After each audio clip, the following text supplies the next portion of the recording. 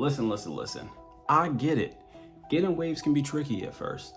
You might not know which products to use, what steps to follow.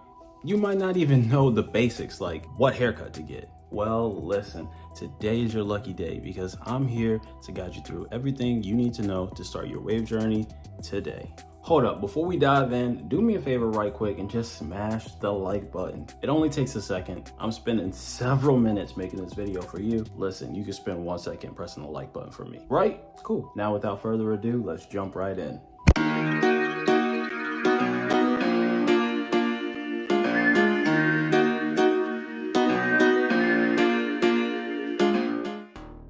All right, so first up, let's hop into the very first step, which is just washing your hair. Clean hair just lays smoother and it's gonna make it easier for the next step when you cut it. Oh, here's a good tip. When you're washing your hair, make sure to get a shampoo that's sulfate free. Sulfate can really strip your hair of its natural oils and that just dries it out and makes it harder to manage. This is exactly what you don't want to do when you're trying to form waves. Just remember this, always wash your hair before you cut it, not after. You just don't want to mess up the integrity of your waves, especially in this beginning stage when you're just trying to form the waves. You don't want to mess up the progress. Oh yeah, while you're at it, since we already mentioned doing or going for shampoos that are sulfate free, also go for shampoos that are paraben free and alcohol free too. These are things that are also known to dry your hair out too. Just look for shampoos with more nourishing and more moisturizing ingredients. That way they really nourish your scalp. Healthy hair should always be the first step. It's the top priority. By the way, before we move on to the next step, I just want to say something. For the past few months now, I've been binge watching Game of Thrones and I finally just finished the last episode like 10 minutes ago. It's a huge part of the reason why I've been kind of slacking on recording some videos. Not really an excuse, but it's a good reason because that show was fire. I'm gonna pump out some more videos and then I'm gonna start watching something else. So y'all drop some comments down below what I should watch next. Also say if it's on like Hulu or HBO or Netflix or wherever. All right, but getting back on topic, let's talk about the best haircut for laying the foundation for your waves. The most common, without a doubt, haircut for 360 waves is the number 2 with the grain. You wanna know why this is so important?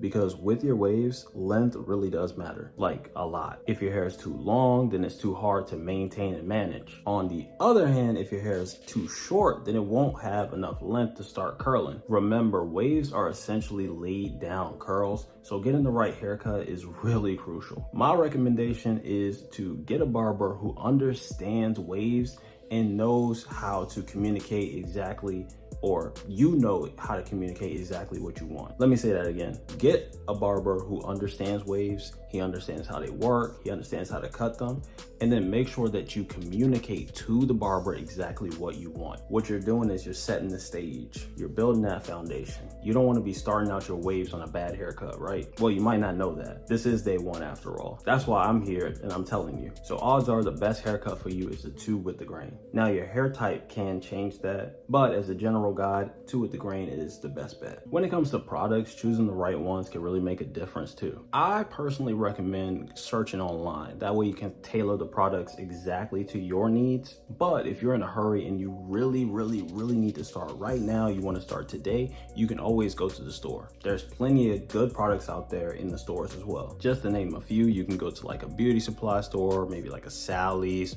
Walmart, CVS, maybe even the Dollar Tree. Just like the shampoo, make sure you steer clear of products with those harmful chemicals. So the sulfates, that's another chemical that you want to avoid even in your products, just like in your shampoo.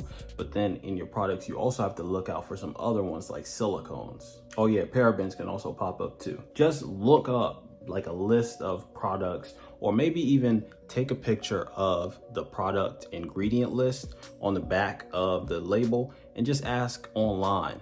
So this don't really got that many ingredients to it, but just imagine it was like a regular product that you buy in a store. It would say the ingredients listed on the back. You could just take a picture and go ahead and Google those ingredients and see if those are good for your hair. Or why not just drop a comment down below with the list of ingredients that are in it, and I'll probably leave a comment in response telling you if it's a good product to use or not. Listen, I don't know how many views this video is gonna get. It can get 500 views, it can get 500,000 views. If it gets 500,000 views and it gets 500,000 comments, I'll be very thankful, but that's a lot of comments to reply to. So if there's anybody else that knows about waves and you're watching, you're an experienced waver, you're an elite waver, look out for them comments too. Listen, this is a big community of waivers. If you can help, you can help. Cool. Okay, yeah, but like the shampoos, you wanna make sure you're getting products that are not stripping your hair of the natural oils, and you wanna make sure they're nourishing your hair as well. Now, let's zero in on the single most crucial element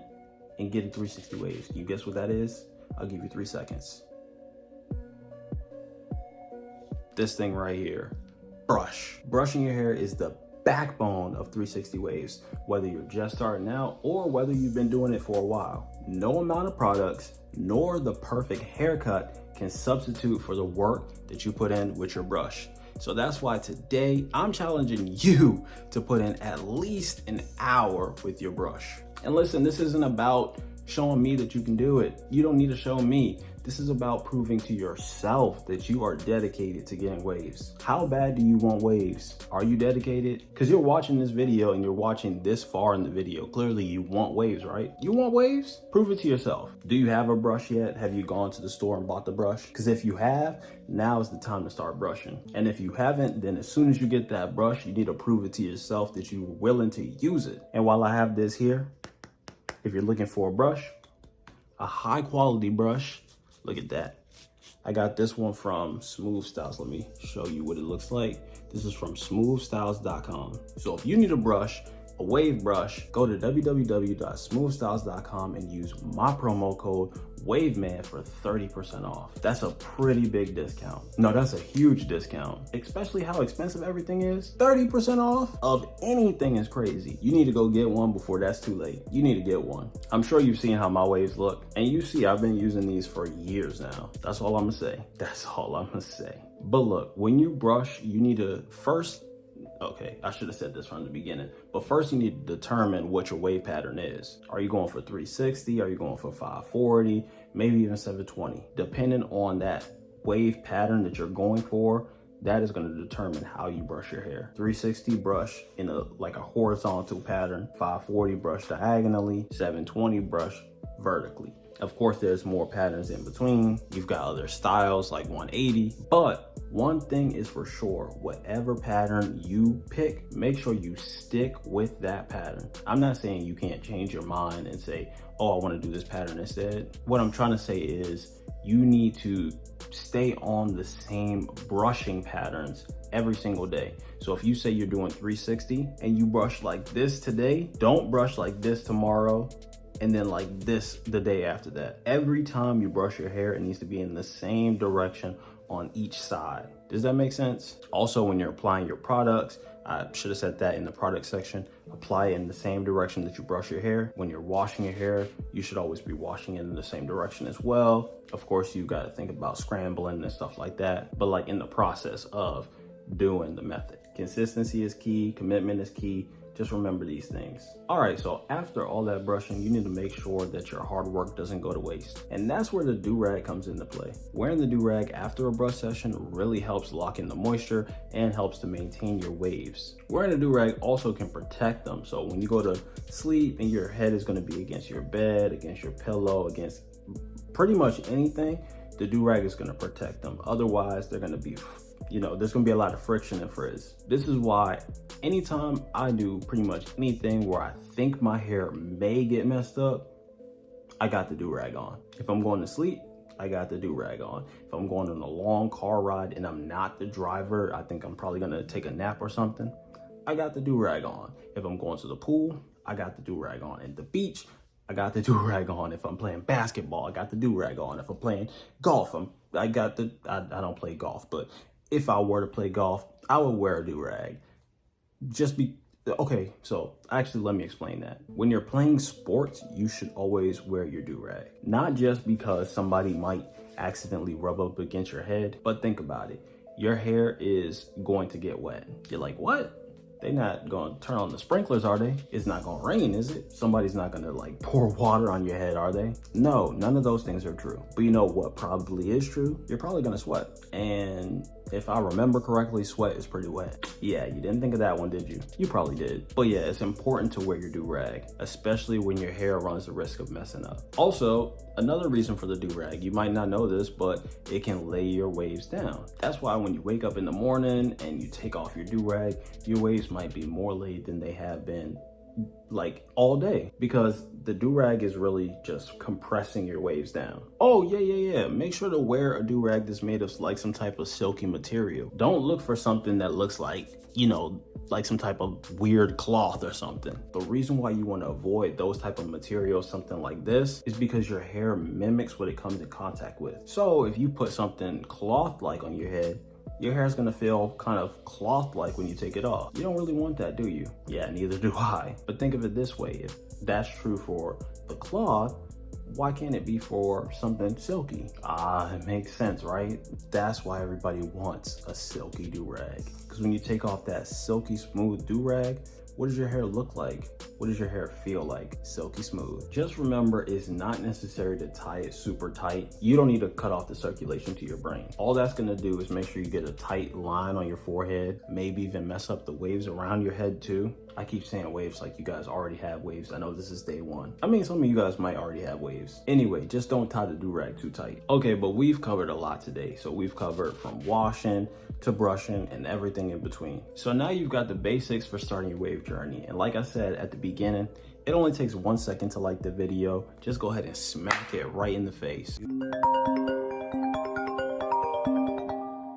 Oh yeah, don't forget to drop a question down below if you have one. I'm not afraid to answer your questions. And like I said, there might be some other elite wavers watching this video who might be in the mood to help you out and answer some of your questions too. And oh yeah, don't think I forgot. I'm still challenging you to do that 1 hour of brushing. Like I said, this is a commitment for you. You need to make sure you're dedicated to getting waves. This is not one of those like hairstyles where you just get it and forget it. Dreadlocks, I feel like they just let it grow and they just let it be. Curly hair people, maybe they like ruffle their hair back and forth, and that's all they really got to do. Us wavers, on the other hand, we got to put in that work. This is really like a sport of a hairstyle. Like, you get better based on the work you actually put in. That's what makes it fun. Besides the fact that they just look cool, like, you can actually change the way that they look. You can make them look cooler. Just think of that. You're in the path to getting waves, but once you get them, you'll be able to change them into something even better, and they'll never stop evolving. It's a fun journey, and I'm glad you're on it. Make sure you subscribe right now. I'm Wave Man Mike. Subscribe, comment, and like. Enjoy your day.